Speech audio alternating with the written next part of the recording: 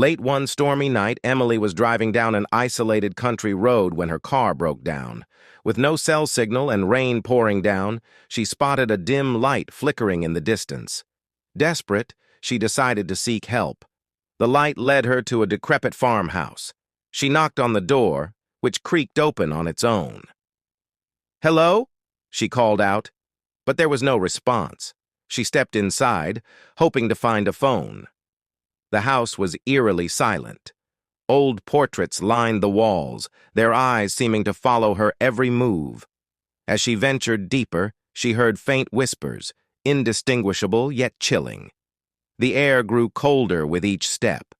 In the living room, she found an old rotary phone. She picked it up, but there was no dial tone. Suddenly, she felt a presence behind her. She turned around and gasped. Standing there was a ghostly figure of a woman in a tattered dress, her eyes hollow and sorrowful. "Please, help me," the ghost whispered, her voice echoing through the room. Emily stumbled back, knocking over a lamp, which shattered on the floor. The ghost advanced, her hand outstretched. "They won't let me leave," she moaned. Terrified, Emily ran back to the door, but it slammed shut before she could reach it. She was trapped.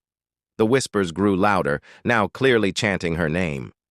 The ghost's face twisted into a grotesque smile as she drew closer. With a final, desperate effort, Emily forced the door open and fled into the storm. She ran through the rain until she found a passing car that stopped for her. Gasping, she looked back at the farmhouse, which now stood dark and lifeless. As she drove away, she glanced at the rearview mirror and froze. In the back seat, the ghostly figure of the woman stared back at her, whispering, "You can never leave."